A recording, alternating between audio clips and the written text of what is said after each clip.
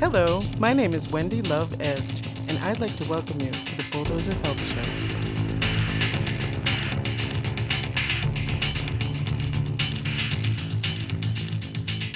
In this episode, I'll be interviewing Ryan Denham, Deputy Director of Arkansans for Compassionate Care.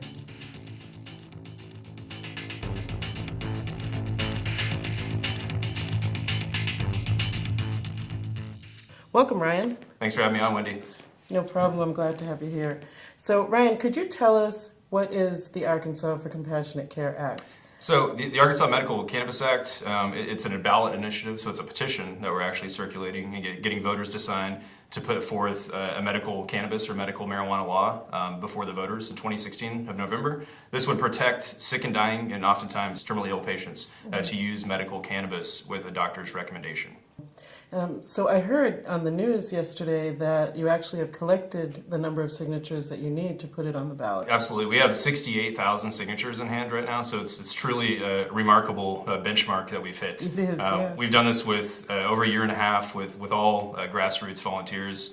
It's been a difficult road, and we do still need some more signatures to make the ballot. You know, we do have that bare minimum right now, but a lot of times some of those signatures will be invalid for a number of different reasons. So we want to maybe collect another 40,000 signatures, and we've still got 3 months to do that. So things are looking great. We're pretty confident that we'll be on the ballot and that Arkansans will vote yes. That's wonderful. You've come a long way. I think last fall I was trying to help collect some signatures, and it's funny, most of the people that I came across had already signed it. Right. So I know it must have been really challenging to get that many signatures, and really it's important for people to keep trying to get signatures, trying to encourage people to obtain them, like you said, because you want to make sure that it actually is on the ballot.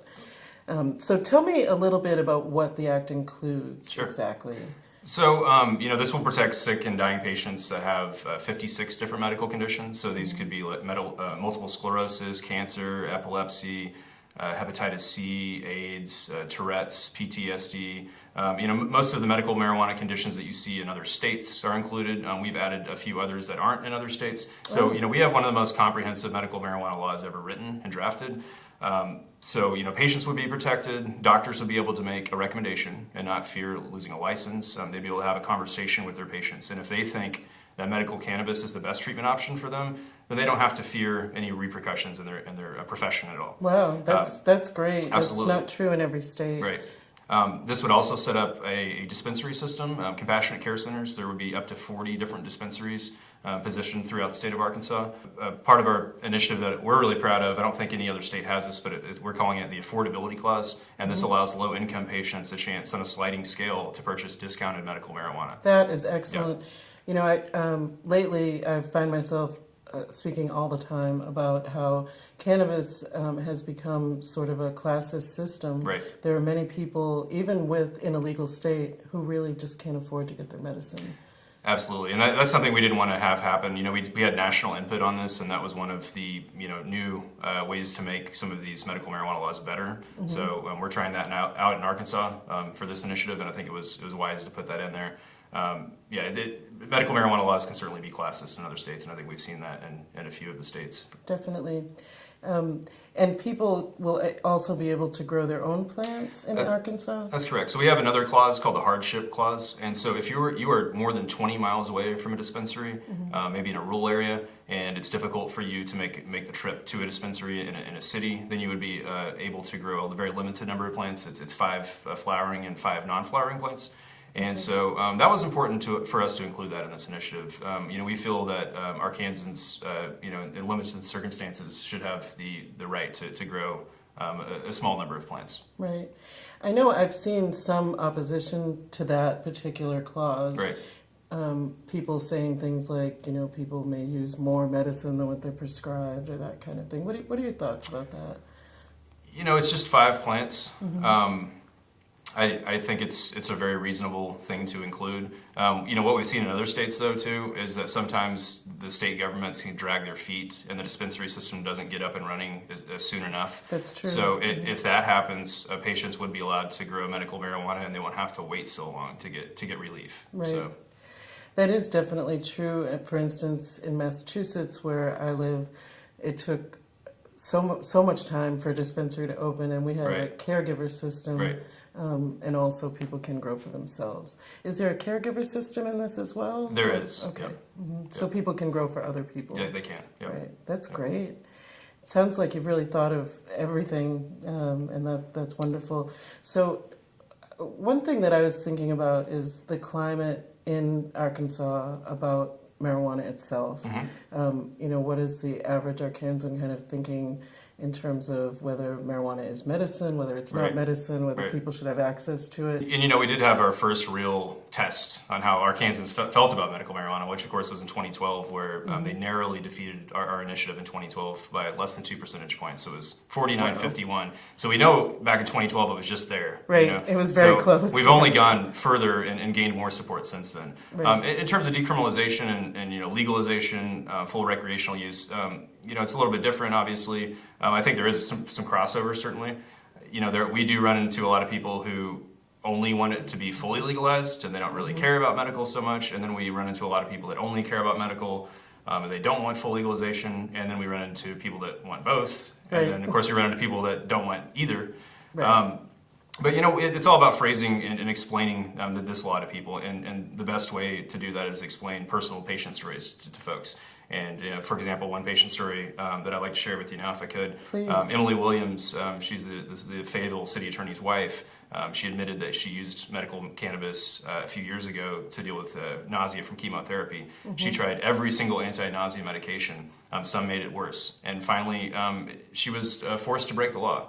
And it was the only thing that helped her get through chemotherapy. And it very, very greatly helped her quality of life and got her back on her feet and allowed her to deal with the chemotherapy.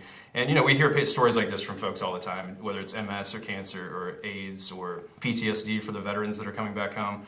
It's so multifaceted. And, when we talk to people that are in opposition or they're just kind of unsure if they support medical marijuana, those are the kind of stories that really make the difference. So back in 2006, in Eureka Springs, voters passed a lowest law enforcement priority, and that was kind of a symbolic decriminalization. That's where the citizens of Eureka Springs said we shouldn't be using police resources to arrest adults for using marijuana. Great. Good for them. And then the city of Fayetteville passed the same law in 2008 with 66% of the vote. So those were two kind of smaller movements here in Arkansas to try to decriminalize.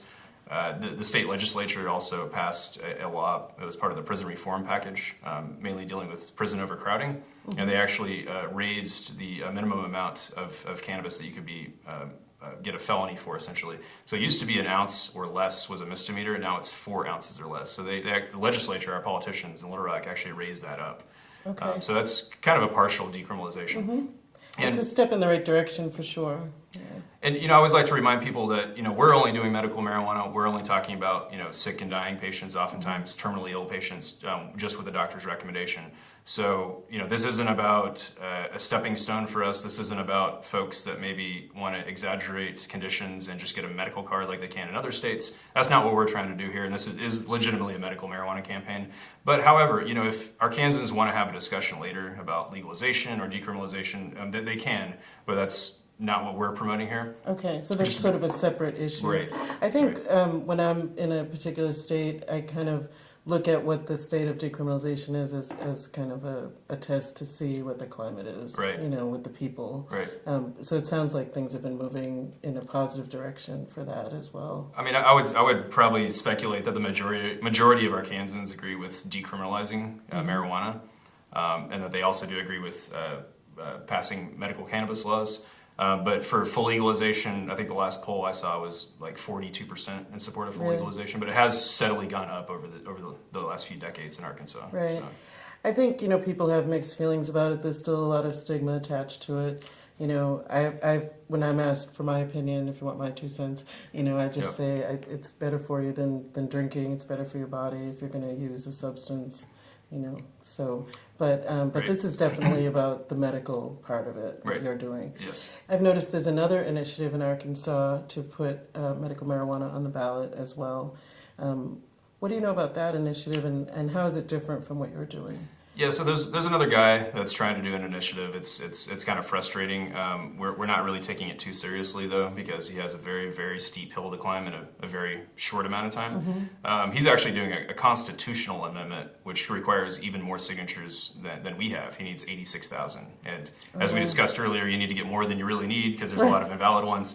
So he would have to get 170,000 or so signatures in 3 months. And you've been working for quite some time. We've been working for over a year and a half now. Right. Now, what he would try to do is bankroll it and, get some folks to, fund it and bring in pros, professional canvassers to come in and get the signatures. But it's not for the right reasons, I mean, our campaign is about grassroots volunteers, and many of our volunteers are actually medical marijuana patients, some of them even terminally ill. So it's very personal for our campaign and the people that are involved. For his campaign, it appears that it's more about making a buck. Okay. And it's more about promoting an agenda. His campaign is also really not a good law. It's not as bad as Ohio's, but it's kind of bad. eerily similar. Yeah, it's kind of eerily similar. And he actually named his campaign with the similar campaign name that Ohio had. So, what is the campaign name? I think I forget exactly. I think it's United for Medical Marijuana. Okay. Arkansans United for Medical Marijuana, but the Ohio campaign was United something for. So it's kind of weird that he used that same term. And that's completely a monopolistic initiative that he's promoting, but it is kind of. He only allows dispensaries to grow up to 50 plants, which is really not enough at all. Not at all. As you know. Right. And so he has wholesalers, like 8 wholesalers, that would be basically providing the majority of the medical marijuana. And those folks could stand to make a lot of money. Sure. There's no caps on how much they could charge. There's less competition, so prices could be high. And are there provisions for patients who can't pay, or no? And no grow your own. No grow your own. Okay. Yeah, no affordability clause. He only has like a dozen or so medical conditions. We have 56. So ours is very comprehensive. There's certainly going to be a lot of sick and dying patients in Arkansas that won't be able to get medical cannabis because they don't qualify for his conditions list. Sure. In my experience in talking with people around the country, the more limited it is, it makes it so difficult for patients who really just want their medicine. Right. And they want to improve their quality of life and their health. So I think it's important that people know the difference between the two, because people are out trying to obtain signatures. People need to know what they're signing. Right. Right. The good news is, I mean, as of today, as of this interview, he actually hasn't started collecting signatures yet. Oh my goodness. So we're skeptical he's actually going to be able to pull it off. It's an unfortunate distraction right now, and it's painful for the patients that have put so much of their time into our campaign. To have him try to have competition in this. Sure. I mean, we're so far along, and if both make the ballot, both will probably fail, because it'll split the vote. And that's extremely frustrating if that actually does happen. So, we're trying to hope for the best that it doesn't actually come to that. Another thing I'd like to point out is that his initiative is overseen and managed by the ABC, the Alcohol Beverage Control, which is really weird, right? So, for medical marijuana, medicine. For medical cannabis. Right. So this is the same agency that goes into bars looking for fake IDs. This is the same agency that regulates liquor stores. And he wants to have his initiative overseen by this department. So ours is overseen by the Arkansas Department of Health, as it should be. Right, and it makes me kind of think that the long-term initiative would include full legalization if they're putting it under the same as alcohol. And that would be more appropriate, but that's not what he's doing. He's doing medical marijuana, of course, I agree. Right. The other kind of coincidence is that he's also running an alcohol campaign too at the same time. So he's not. His heart isn't in medical marijuana. His heart is in running ballot campaigns. Right, and I've had the pleasure of working with Shannon Steese, who's a volunteer with the organization, and Julie Yell, who's the regional director here in the Fayetteville area. And I know that their heart is really in this project, as well as all the other volunteers, to bring this medicine to Arkansas so that the people of Arkansas can benefit for their health. Right, and I've been so impressed with our volunteers on this campaign. I mean, they just give so much, and I just can't believe that we've came this far. And folks from across the state have been working on this so hard. So Ryan, tell me, how can people reach you or the campaign, and how can they go about volunteering?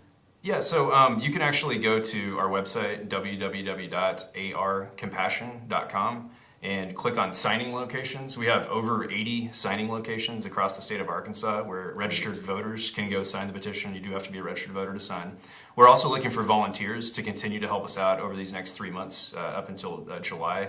And if we may get a 30-day extension also and go into August potentially too. Great. But if we do make the ballot, we'll need volunteers all the way until November. So we have over 1,000 people that have signed up on our campaign. We'd love to have some more help, so it's real easy to sign up to be a volunteer on the website. Yes.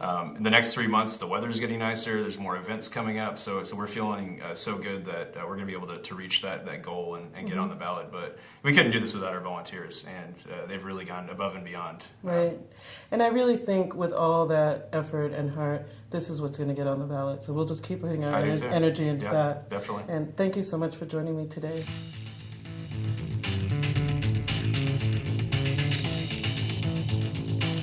Bulldozer Health Incorporated is a 501c3 nonprofit organization and healthcare reform initiative. You can find us at bulldozerhealth.org. Take back your health, America.